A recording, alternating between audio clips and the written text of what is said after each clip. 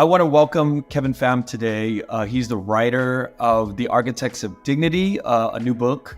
And we are starting a series, a sub-series of the Vietnamese podcast, and we're focusing on historical figures of Vietnamese political thinkers, historians, academics, anybody in sort of the space of Vietnamese history that have had an enormous amount of influence. And Kevin's specialty, because Kevin's been on the Vietnamese podcast twice already, is somebody who understands a lot of these figures. And I've asked Kevin to come on to speak about many of the figures that we are going to be talking about in the next few months. And the show is not too far, it's not too different than the Vietnamese podcast. The only difference is these people have passed away, and Kevin and I are going to be doing some talking about these people's lives. And the format is really Kevin as professor, Kenneth Nguyen as host and student of the people that we are going to talk about. So welcome to the Vietnamese podcast with Kevin Pham and Kenneth Nguyen today. Thanks, Kenneth, for having me again.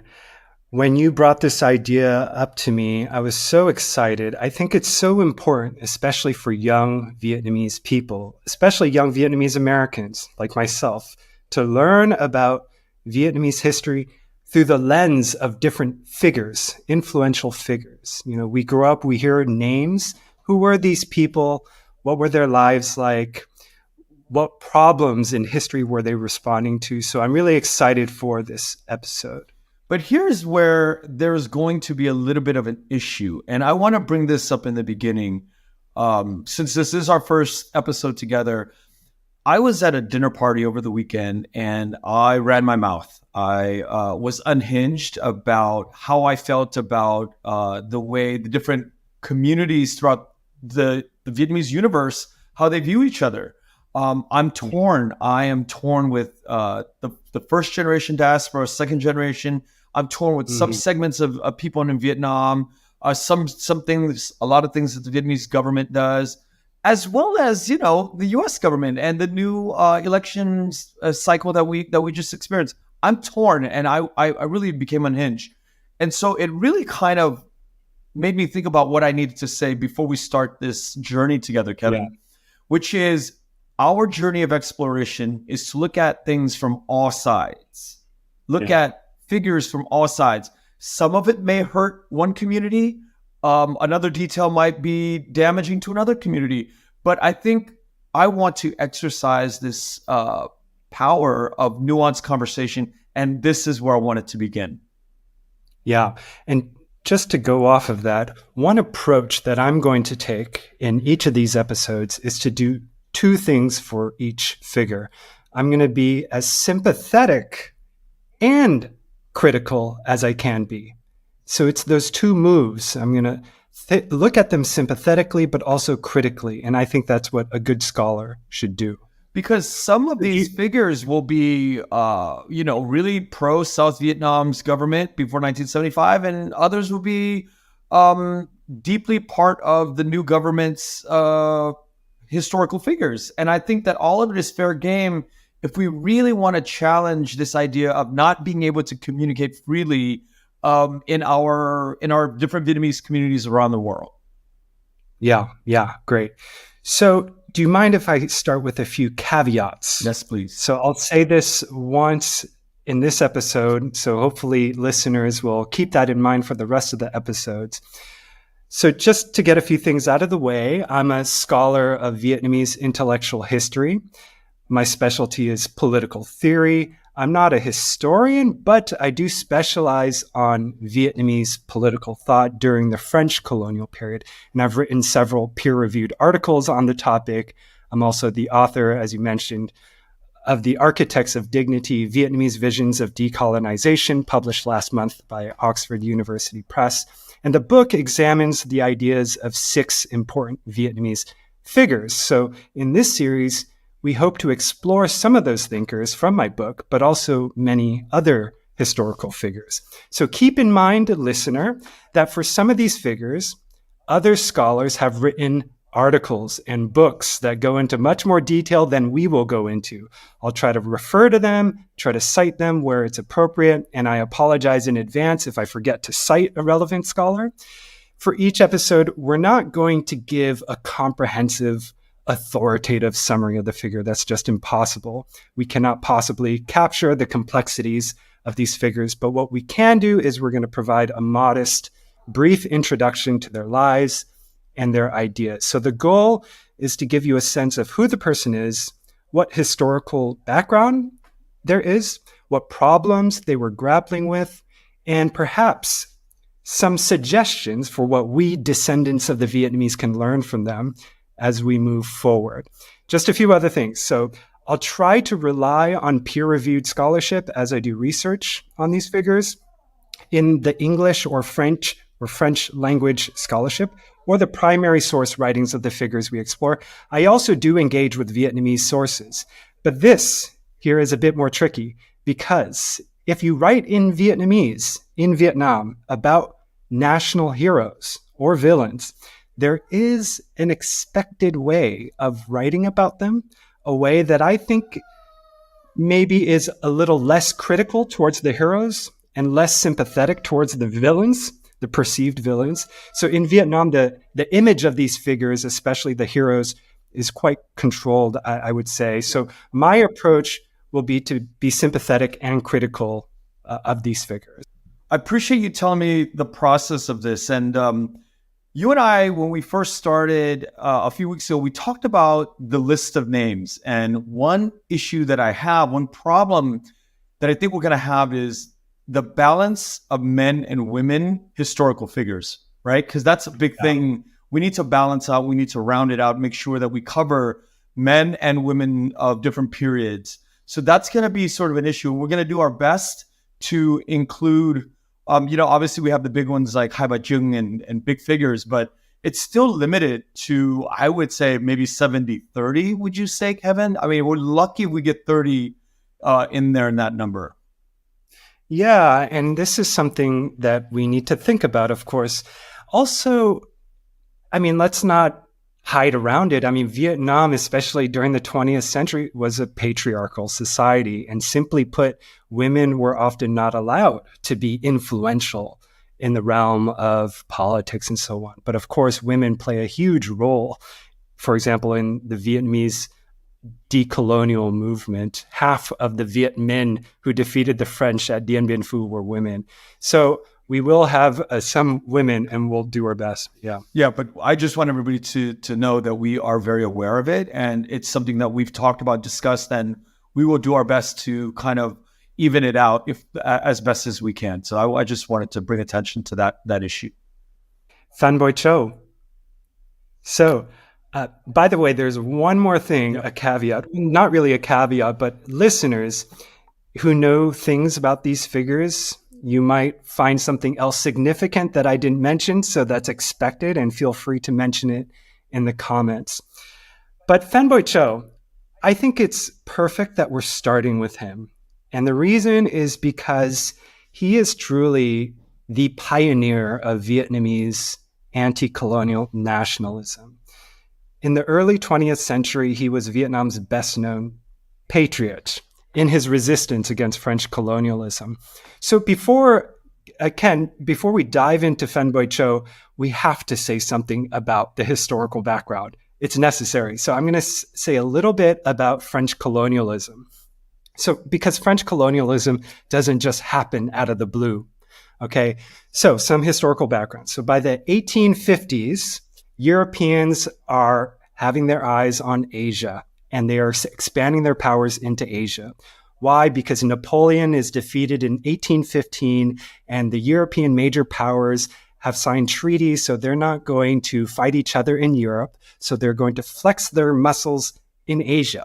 By the 1850s, Britain has control over India, Burma, Singapore, Malaya, and it also exerts its power in China. The Netherlands controls Java, and by then the Philippines were already part of the Spanish Empire for almost 3 centuries. So if France is going to maintain its glory, then it has to assert itself in Asia, many French officials think, right?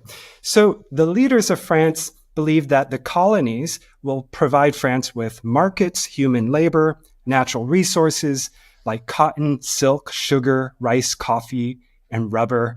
Like when I teach my students about colonialism, I talk about how much I love desserts. I love eating ice cream and stuff, but like these tastes are really linked to colonialism because they get all that sugar from the colonies and it changes the taste buds. Even coffee is changing Europe. People didn't really drink coffee before. So the colonial history is really important here.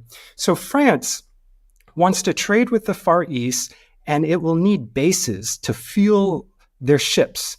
And they don't want to depend on the British for access to China through Singapore and Hong Kong. So French officials argued that Saigon can be France's Hong Kong, right? So something happens in 1857 that kind of triggers it all. The emperor at the time, his name is Steduk, and he had 2 European missionaries executed. This was part of a wave of persecutions of European missionaries. By the way, European Catholics had been coming to Vietnam for a very long time, much longer than that. And Vietnamese leaders, kings, they didn't really have a problem with them so much. But in this context of European imperialism, they are getting more worried about that. So anyway, 2 Europeans are executed. And then that year, in response, France and Spain, they send a fleet to punish the Vietnamese. So both France and Spain attack Da Nang, and they occupy the port town. That attack quickly becomes a colonial one. It's kind of the perfect excuse, right? So the French began to conquer what becomes known as Indochina. And Indochina is today's Vietnam, Laos, and Cambodia. And it happens in stages, the conquest. So by the time Phan Chau was born in 1867, the first stage is complete with the creation of the French colony in the south, Cochin China, Cochin in French. So that's the south of Vietnam. Can I stop you and ask you some questions? So this is 1859, you said, right? That they 1858 is when they attacked. So this is really the start of the invasion of France into Vietnam. This is the mark. This is when it all begins. Exactly. 1858 is the date. When I say French colonialism, usually I put 1858 to 1954. That's almost 100 years. But the thing is that, you have to imagine it's an attack. So France did not control the whole place yet. But what happens is that after they create the colony of Cochin China in South Vietnam, the second stage ends around 1885 with the creation of Annam in the center and Tonkin in the north. So both of those, Annam and Tonkin, are technically under the authority of the Vietnamese imperial court, but under French protection. But by the late 1880s, really, we can say that French subjugation of all of today's Vietnam is complete. So they divide Vietnam into 3 sections. And so by the end of the 19th century, all countries in Southeast Asia, except for Siam, which is today called Thailand, they were under European colonial rule. So that's the context. So I know that the missionaries were coming a lot. And there's a priest, I believe it was a Portuguese priest, that instituted the language. His name was Alexander Durat. I'm so not up on this history, but was that before 1858 or after 1858? Absolutely, yes. So Alexandre de Rhodes, he came in, he's famous for creating basically the Quốc ngữ language, which is Romanized Vietnamese. So this is 17th century. This is the 1600s, way before the French come, way before. So what happens to the Quốc ngữ language? So he created it because he wanted it to be easier for European missionaries to learn the language, to speak to the people. Keep in mind that at the time, the official languages in Vietnam were Classical Chinese and Vietnamese in Chinese characters. But Alexandre de Rhodes, he creates this Latin, Portuguese, Vietnamese dictionary. And that language, the Quốc ngữ, goes quiet until the French come. Now the French come and they pick it back up again. And so we'll talk more about Yeah. Mu. Yeah. And thank you for responding to that question. I know it's kind of out of sequence, but the reason I bring it up is because how much of this sort of fertilizing do we have to do before these big ships come in and do their business, right? So I was always wondering, was it before like the invasions happen or after, where you establish a camp, you set up the colony, and then you send somebody to change the phonetics and the alphabets and all. So thank you for answering that. Yeah. So let's turn to Phan Boi Chau here. Phan Boi Chau, as I had mentioned, was born in 1867 and he dies in 1940. So he lived for 73 years. He was born in Nghệ An province, which is in the north. And that's, by the way, which is where Ho Chi Minh was born. And when Phan Boi Chau was 9 years old, scholars in Nghệ An called for an armed uprising against the French. And he said in his autobiography, by the way, listeners can read that in English, by the way, it's called An Overturned Chariot. He said, "On hearing this, I assembled the children at my school using bamboo tubes for guns and lychee pits for bullets. We ourselves played at Bin Tai, put down the French." So Phan Boi Chau was an anti-colonialist. He was also a Confucian, and at first he was a monarchist. He believed in the king. I want to ask, so when you say Bin Tai, I think what I've read is that Bin is to pacify. Tai is the French, right? So he actually had this idea at 9 years old to pacify the French at that moment. Yeah. And of course, Tai just means a Westerner, right? So they're just Europeans or foreigners. Right, exactly. So he's a young kid and he built his reputation as being passionate, always kind of wanting to use violence. And I'll talk about that in a bit more. But what's important to say here is that he changes throughout his life because he begins as a monarchist and eventually at the end of his life, he becomes a Republican. Now, I don't mean the political party in the United States. What I mean when political theorists talk about republicanism, what they mean is someone who is against monarchy and who believes that the people, not the king, should have ultimate authority. They should have sovereignty. So he changes. And another important point about Phan Boi Chau is that he was a self-admitted failure. He said, "I have failed." But what I want to suggest is that he has done a lot, actually. He's not just a failure. He kind of creates the path for many after him. So through some attention to his personal journey and his writings, we can gain the best introduction to how the Vietnamese resisted colonialism early on. So Phan Boi Chau wanted to do something, but often he didn't really know what to do. He was just angry, right? So through him, the Vietnamese people are going to take their first steps towards learning about the Western world so that they can stand up to it. And another thing about Phan Boi Chau is he's kind of also constantly turning inward to his own people and shaming the Vietnamese. We talked about national shame last episode.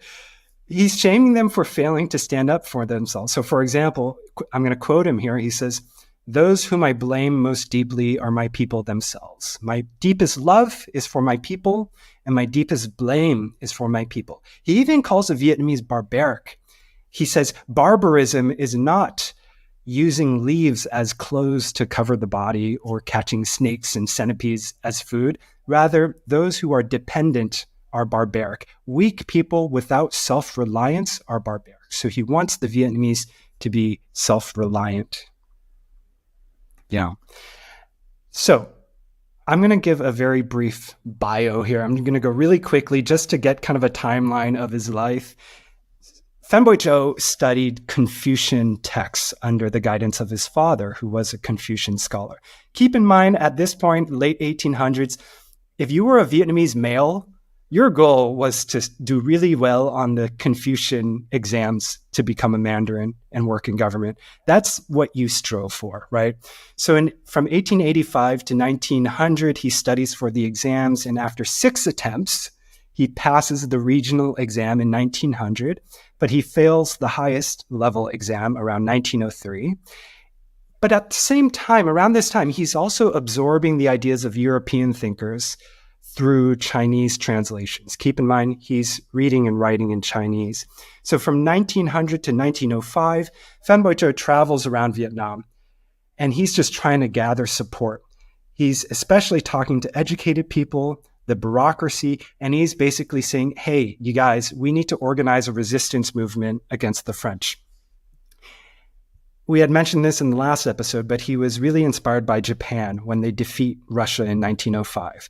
So what does he do? He goes to Japan that year to learn from Japan and its reforms and to ask Japan for weapons. So he also coordinates a movement. We had mentioned this last episode, the Dongzu, the Go East, right? To send Vietnamese students to study in Japan. And this is a turning point because there in Japan, he meets with someone who's going to change him. And that person is a Chinese reformer named Liang Qichao. Liang Qichao. And Liang Qichao advises Phan Boi Chau to just write about Vietnam's situation. Phan Boi Chau is like, what should we do? And Liang Qichao is like, first, you need to tell your people that the French are abusing your country. You need to promote a sense of national consciousness. So Liang Qichao says, okay, write about it. And by the way, Phan Boi Chau meets with Phan Chu Chin, and together they visit schools in Japan, and then they inspire the creation of the Dongking Ye in Hanoi in 1907. So anyway, in 1908, Japan agrees with France to disband the Dongzu movement to stop it. And so now Phan Boi Chau is expelled from Japan because the country is no longer open to the Vietnamese. And Phan Boi Chau goes to South China to contact Chinese revolutionaries. And over there, he buys weapons with money sent from Vietnam, and he tries to find a way to smuggle the weapons to Vietnam, but he doesn't succeed. So he donates the weapons to Sun Yat-sen's Revolutionary Party. And then in 1911, of course, the Chinese have a revolution. It's a Republican revolution. And Phan Boi Chau starts thinking about creating an Asian alliance against European powers. From 1912 to 1925, Phan Boi Chau's he's in China. And in 1914, he's arrested and imprisoned by a Chinese ruler because the ruler thinks that Phan Boi Chau is mixing with the ruler's enemies. Anyway, Phan Boi Chau gains his freedom in 1917. And then from then until 1925, he tries to reach out to other foreigners, even the Germans at the time. And for a time, he even considered working with this French Governor General Albert Sarraut, who was a progressive. But anyway, after the First World War, so this is 1918, Phan Boi Chau, he kind of goes into the background. He becomes a much more passive figure after 1918. He's not as influential anymore. So his glory days were the early 1900s. Now, I'm almost done with that bio here. I'm almost done. In 1925, he's again arrested in China. And there's some controversy here because some people say that Ho Chi Minh was there at the time and he turned Phan Boi Chau into the French in exchange for some money. But some scholars are going to dispute this, and they're going to say, actually, the story was invented by anti-Ho Chi Minh propaganda, But anyway, Phan Boi Chau is arrested. He gets brought back to Hanoi. He's put under a house arrest in Hue, and that's basically the end of his years. By the way, in Hue, he was friends with, guess who? Ngo Dinh Diem, first president of South Vietnam from 1933 until 1940, which is the year he died. All right, so that's a really quick biography. There's a few ironies here that I find, which is the first one is this person goes to Japan to seek help. But a few decades later, Japan brings and just really creates havoc in the north. And as a result, famine arises, and famine happens as a result of the Japanese trying to take over the region and trying to fight back the French. Is that right? Yeah. I mean, Japan, they were having imperialist expansions as well. They tried to represent the Asians in this fight against the Europeans. And in the early stages, this is looking attractive to Phan Boi Chau. Yeah. but it didn't turn out well for the Vietnamese people because of what the Japanese did, right? I mean, as I understand it, they really took all the grain sources, the rice, and just put it Yeah. into storage, and they just guarded it. And then basically millions of people in the North died as a result of that. Yeah, and when we get to the episode on Ngo Dinh Diem, there are different reactions actually to the Japanese because, of course, Ho Chi Minh is going to hate the Japanese occupation and the French occupation. France and Japan occupy Vietnam at the same time, so it's Japan who has the main authority while they let the French do the day-to-day governance and so on. But Ngo Dinh Diem, he might see an opportunity here that maybe they can team up against the French. So there are different reactions to the Japanese. Oh, wow. And another question I had while you're going over the biography is a simple thing like communication and money to sponsor your state travels and going overseas and, mingling and rubbing elbows with all these different contacts. I mean, you have to be funded somehow. And how does the communication, which makes me think about money, and it makes me think about like, how is your network set up in those years, in the early years, to do this if you're really just a broke intellectual? Yeah. So that's why I had mentioned earlier, when he was going around Vietnam in the early 1900s, he's connecting with elite people, with bureaucracy. He's trying to get money, trying to get funding for these things, for this study abroad program. Keep in mind that at this time, as I had mentioned, all these young Vietnamese men are trying to get an official career in government, but for him, what's more urgent is to liberate Vietnam from colonial rule. In 1901, his father dies. And for him, this kind of presents an opportunity because now he can devote himself to this anti-colonial project. So he says, I'm going to quote him here. He says, after his father died, he says, "The heavy charge of my family fell away and my shoulders were lightened. Thus I began to set about my revolutionary plans." And his plans were simple and straightforward. He just thought that you needed a mass violent uprising and that this would kind of spark a more national, widespread uprising. So what does he do? He plans to travel around Vietnam to contact the remnants of the failed Gần Vuong movement. So the Gần Vuong movement, the Save the King movement, this was when in 1885, the Emperor Ham Nghi, he urges scholars to mobilize for war against the French to restore independence. So that movement failed, and Phan Boi Chau wants to get back in touch with these patriots and to mobilize them for another military uprising. And then he's going to send Vietnamese abroad to try to get weapons. And he says, the aim of these plans, and I'm quoting, was exclusively to restore Vietnam and to establish an independent government. Apart from this, there was as yet no other idea. So in a sense, he's kind of simple minded, if I could put it that way. He just wants to get rid of the French. In 1904, he thinks that you just need a spark.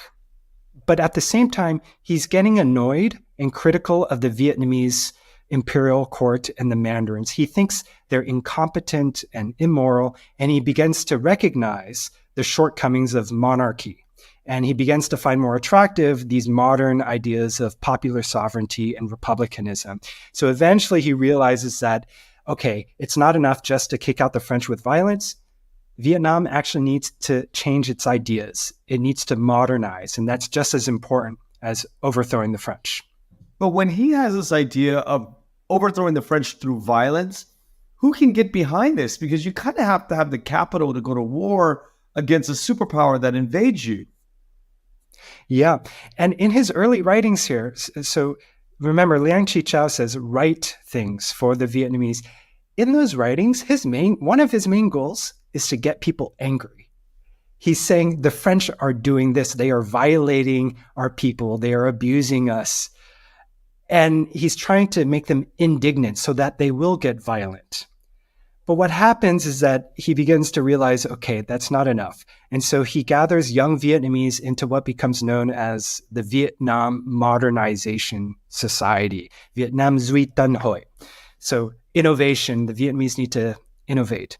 And it's focused on socioeconomic reforms. So this organization is more progressive than the Gun Vuong royalist movement, and because they prioritize education. And that's why he sends Vietnamese to Japan. Now, in Japan, I had mentioned Liang Qichao, and Liang says that, you know what, Phan Boi Chau, you should not rely on the Japanese for military aid.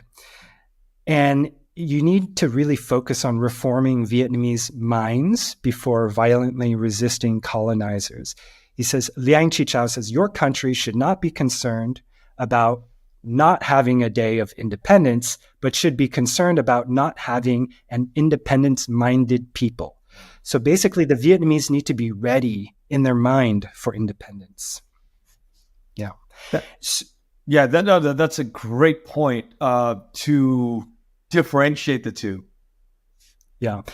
So it's funny when Liang says that to Phan Boi Chau, he writes, in that moment, the horizons of my consciousness and vision suddenly broadened. I became painfully aware that up to that time, my ideas and my actions had all been thoughtless and imprudent.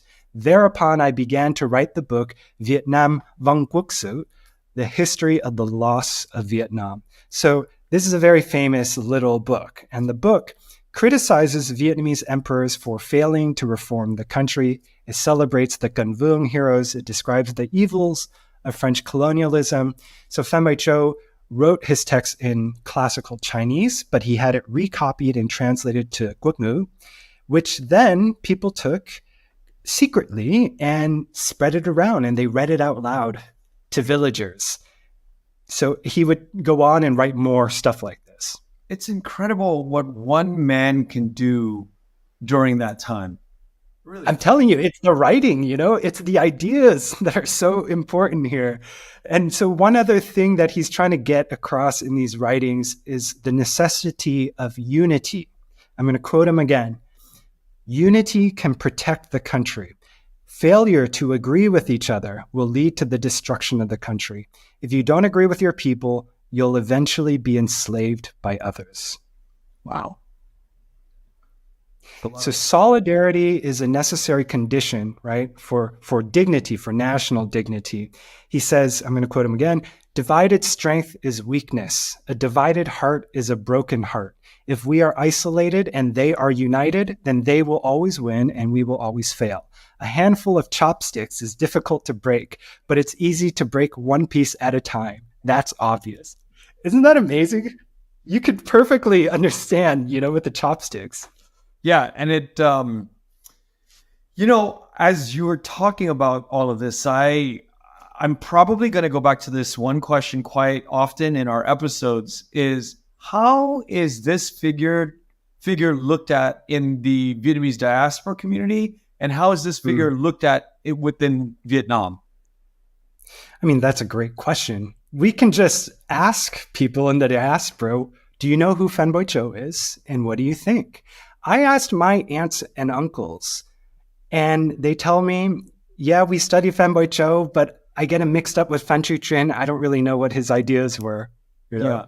So I would really urge all Vietnamese to read these writings. Like, there's another really interesting text called The New Vietnam that he writes in 1907. And I think this one is so interesting because he starts by just describing the country. And he says, the area of our country is 250,000 square miles. Isn't that spacious? Our country's population has more than 50 million people. Isn't that a lot? The land is fertile. Our mountains and rivers are beautiful. Compared with the strongest countries in the other 5 continents, our land is not inferior. So why should we submit to the protection of France?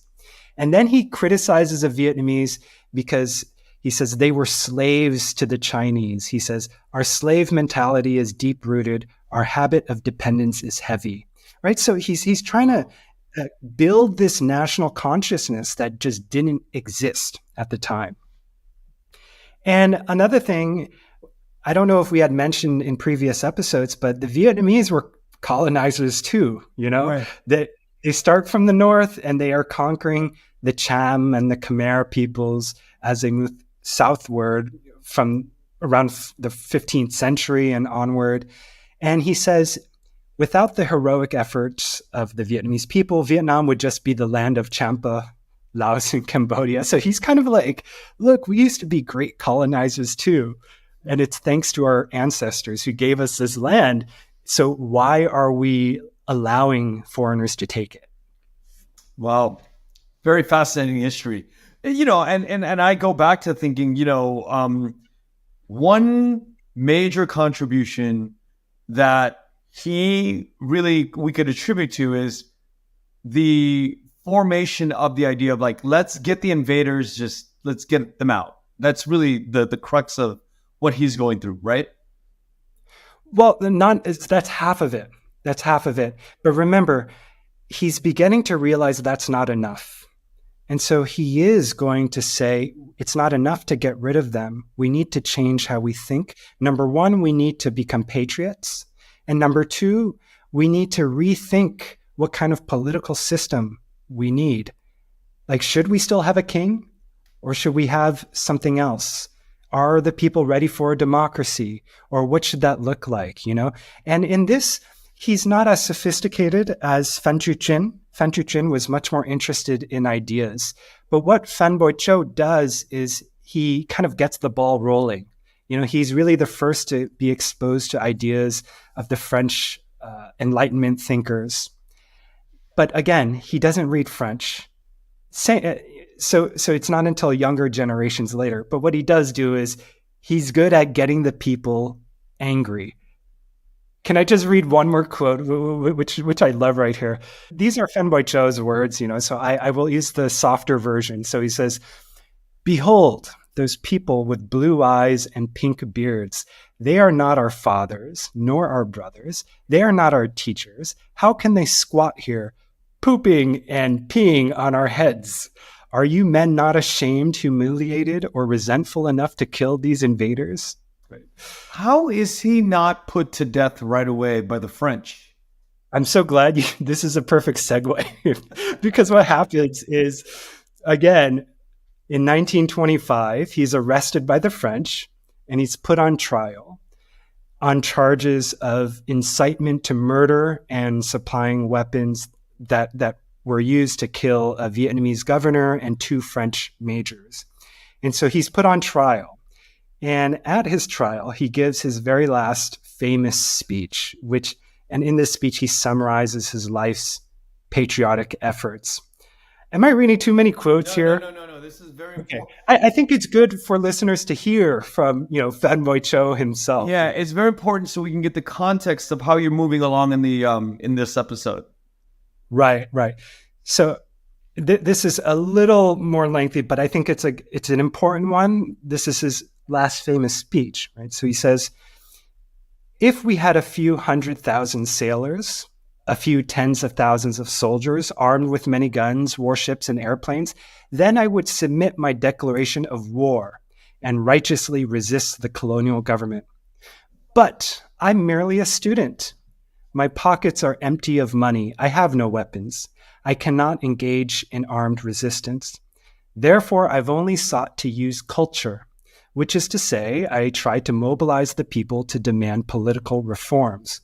My work is merely to use my tongue and my pen, and my goal is political reform. The movement I lead is simple and righteous. If I've done wrong, my only sins are the following. Number 1, even though no one else opposed the colonial government, I alone resisted because I wanted the country to be independent. 2, the country formerly had an absolute monarchy, but I wanted it to become a republic.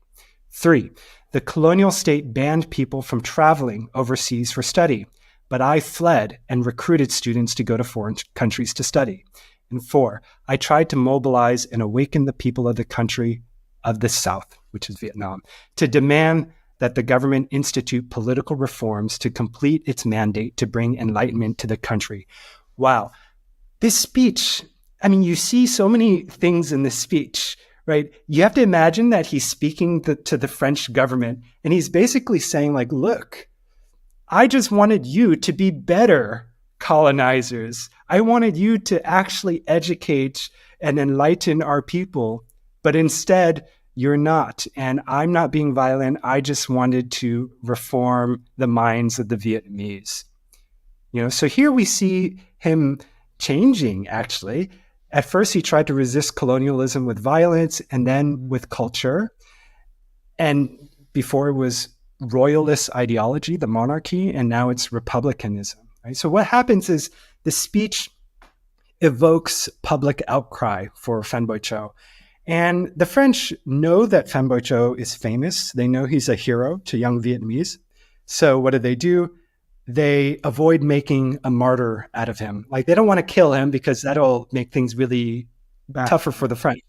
So they send him to Hue to live in solitude for the rest of his life, basically.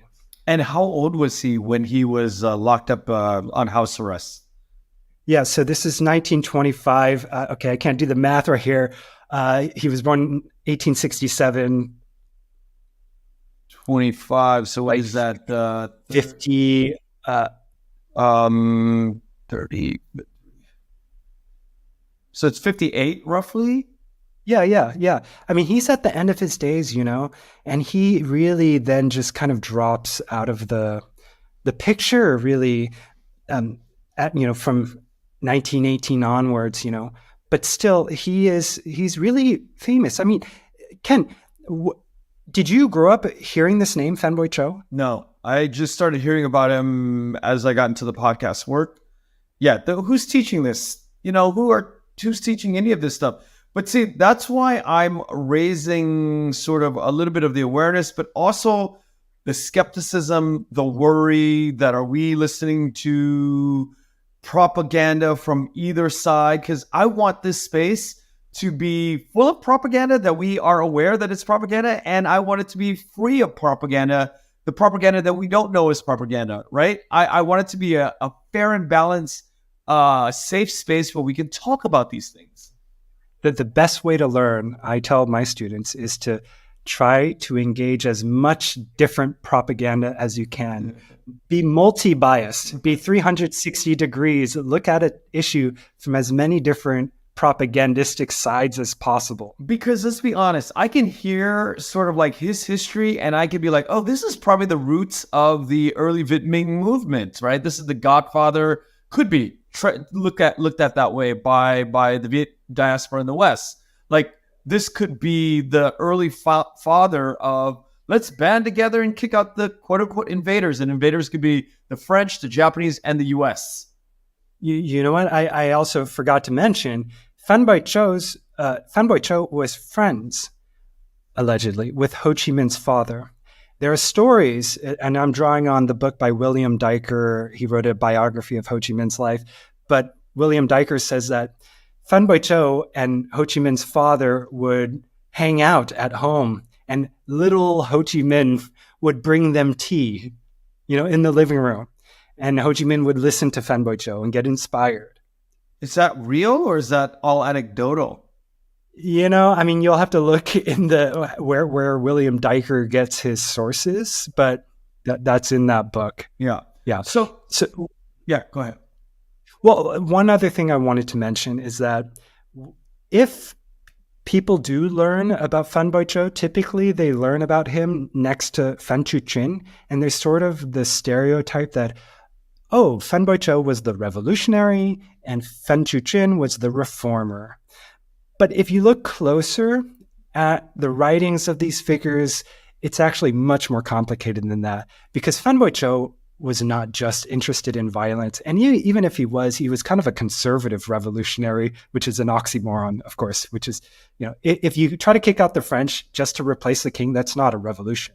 That's anti-colonialism, that's resistance, but it's not revolution in changing the society and their ways of governing and so on. So the difference between a revolutionary and a reformer is just that, right? A revolutionary is you're going to go in and actively, by all means, violence, whatever it takes, to overthrow the current mode of government. And a reformer is just there to change things?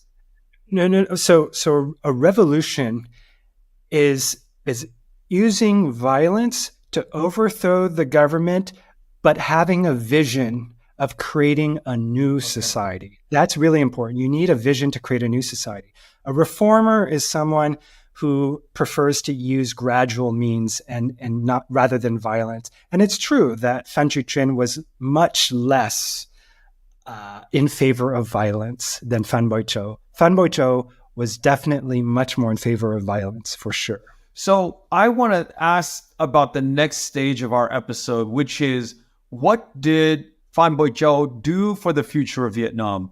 What do you think was his biggest contribution to the future of Vietnam after his passing? Yeah. So I've already gone through a lot about his life and history, but there are a few important things that he does. Number one is he literally creates a sense of nationalism. Nationalism is just the idea that you belong to a people. And he understood that back then, the Vietnamese people did not see themselves as a Vietnamese people. Wow. Like they just cared about their village life, or they just maybe knew that they were subjects to a king, but they didn't have a sense that they belonged to a country. It wasn't until 1907 at the Dong Kinh Nghĩa Thuc, the school that he helped inspire, that you, for the first time, the Vietnamese people in these villages could see a map of Vietnam. It's their first time seeing their country, right? So in his writings, you see in real time, he's literally creating this idea of Vietnam. And by the way, we have to remember that the name Vietnam does not come into use until 1945. Right. And the flags too. There's a transition of all of these different flags that were happening, right? Right. I mean, the name Vietnam really comes into use in 1802 with that emperor. Oh my gosh, name's blanking on me right now. The emperor in 1802 who unifies all of Vietnam, and that's only for about 10 years or so. And then it's called like Dai Viet and Dai Nam, and then you have all these other Vietnams. But anyway, your question was, what did he do for Vietnam? Number one, he generates this nationalism, which is crucial because all the other thinkers, keep in mind, I told you, Ngo Dinh Diem was a friend and great admirer of Phan Boi-chau. And Ho Chi Minh admires Phan Boi-chau, right? So he's going to get it all started. You know what makes me think? I think about who in the world today is living amongst us in history. I mean, obviously, that's not an answer that we're going to answer right now. But can you imagine that the young Phan Boi-chau is living somewhere and coming up with all these political ideologies to change the world, whether it's in Vietnam or elsewhere, that will affect the country of Vietnam effectively, Yeah. And, you say coming up with ideologies, but really it was him searching for an ideology. And he knows that he won't find it in Vietnam. That's why he goes to Japan. Here's an interesting thing about all revolutions everywhere in the world. No revolutionary thought has ever been indigenous. So nothing. Isn't that crazy? Or indigenous or original coming from think about all the revolutions. Think about Mao Zedong. Where did he get his ideas? A German dude, Karl Marx. Where did the Russians get their revolutionary ideas? A German dude, Karl Marx and Engels. Where did the French revolutionaries? English liberalism and Genevan republicanism. So all these revolutionaries, they get these ideas from the outside. So he knows that he has to go and travel to get help. So are you saying if anything happens in Vietnam, it's coming from the outside? But that's with every revolution in the world.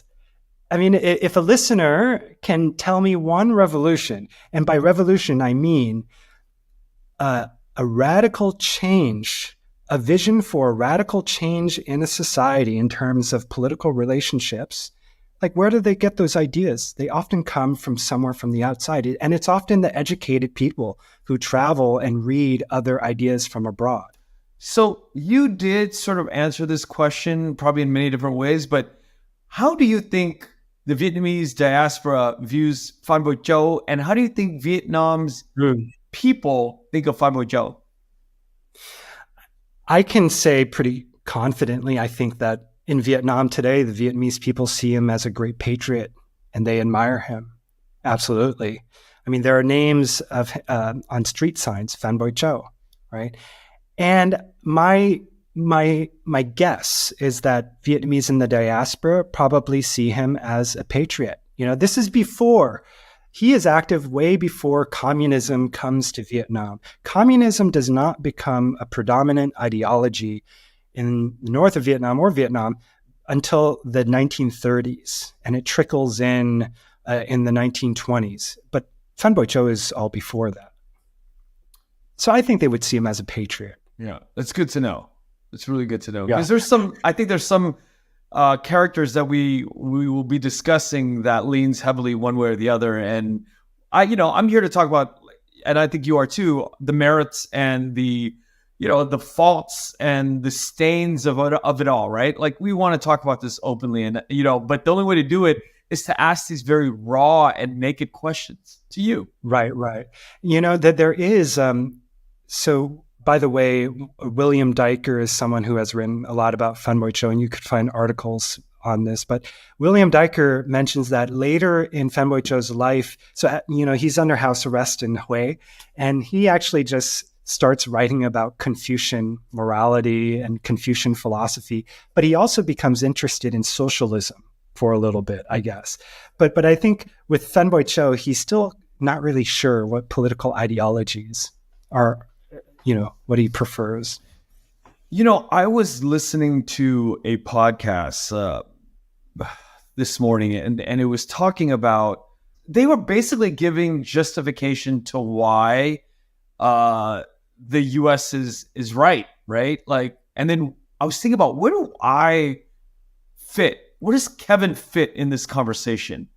If there were things that were immoral throughout the history of Vietnam, and these colonizers came in and they cleaned things up for us and they made it better, where do we, as a historian, draw the line and say, but things like things culturally where it's uncomfortable and unbearable, where do we see it, and where do you draw the line to what's acceptable as the French is going in and they're cleaning up, or they're turning savages into civilization? I see.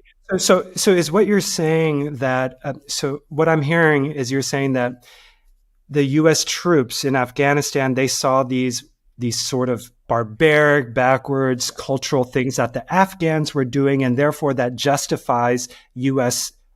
presence or U.S. civilizing or something like that? Correct. Exactly. Okay. And in the history of Vietnam, I'm sure that exists, whether it's like eating dogs or something that simple, but like it's completely unacceptable to people in the West today in modern history.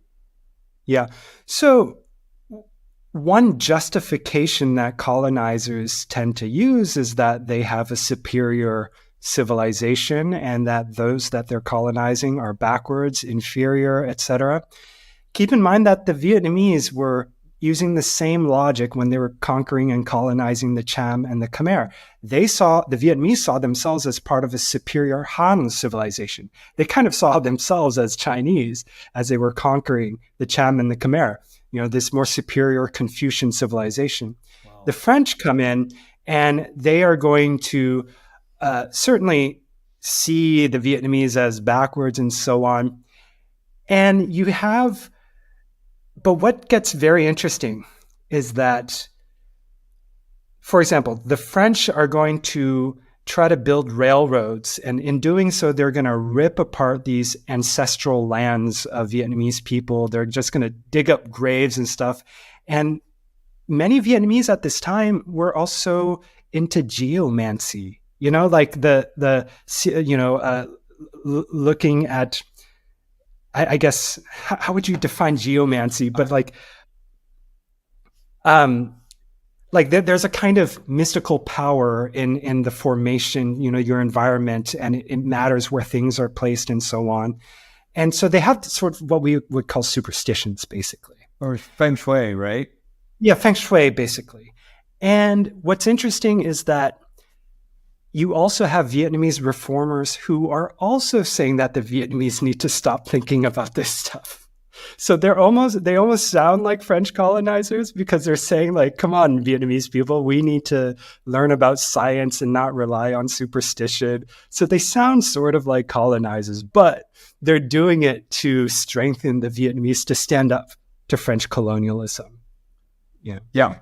And this is a debate in my mind all the time. It's like, at what point do the colonial powers have a right to say, hey, we need to clean this up and you guys are savages? Or at what point did somebody like Alexander Duroc come in and really do a service? He did a solid for the Vietnamese people by anglifying the phonetics of the language of Vietnam. And I think a big reason why the high literacy rate in Vietnam exists is because of the Romanized alphabet of going from Han to Quốc Việt, right? Yeah. Actual colonialism has complex effects, of course. So I don't think it's useful to say like, this is 100% bad and nothing ever good came out of it. But we do have to be very sensitive to the humiliation and the hurt and pain that many Vietnamese suffered under French humiliation and domination. Colonialism is an unequal, non-reciprocal domination relationship. And it's true that, we can look back and say, oh, here were good things and here were bad things. And, I don't think that it justifies this kind of domination. I am someone who is personally against when humans dominate others, and I don't think that should be done in the name of something else. But to be honest, this is a very lively debate in the field, especially of just war theory. The question is, you were in the Marines. You were in the Marines, yeah. So the question is when is it okay to intervene, right? When is it okay to intervene in some other country? If they are killing their own people, when is it okay? And so at what point? But often it becomes a justification for other motives, such as labor exploitation, resources, etc. Yeah. Well, I would love to. We're at the end of the episode. Do you have any closing thoughts? Do you want to kind of bring up more ideas that Phan Bội Châu brought? I wanted to ask the young Vietnamese, or it doesn't have to be young, but what lessons did they think that they can get from Phan Bội Châu? And I was wondering if I should go here, what I'm about to say next. But since we're talking about the things that are affecting us in our lives these days, last night I went to a film festival in Amsterdam. It's a documentary film festival. And the documentary I watched was called No Other Land. And it's about what's happening in Palestine. And this documentary follows this young Palestinian man in the West Bank with his friend who is an Israeli. And both of them together, they are trying to record and document Israeli soldiers who are demolishing homes and schools. And the whole evening, who I was thinking about? Phan Bội Châu, man, because I knew we had this episode. And for that young Palestinian, I couldn't help but think, well, he is, that's what Phan Bội Châu was feeling. You feel so helpless. What do you do? Phan Bội Châu lived in early 1900 where he was able to go off into Japan. Young Palestinians, they cannot move. Yeah. They cannot get out. And so what lesson I took from Phan Bội Châu and is that the question that someone who is living under oppression, the question for them is, what do I do with my indignation? What do I do with it? What do I do? Where do I direct my energy? And for Phan Bội Châu, he had to experiment, and he tried a lot of different ways. Well, I think that's a great question to leave the audience with. Is when we are faced with indignation, how do we respond? And leave it in the comments. We'd love to hear from you. Kevin, thank you so much. Could we tease the next episode? Who we're going to be talking about? Yeah. So go ahead. Who are we talking about? Well, I think there was a debate if it was going to be a woman or the next person on the list. But I was thinking about Bao Dai, which is the last emperor of Vietnam. And he is a sad, almost pathetic figure that almost symbolizes the end of that era of the monarch.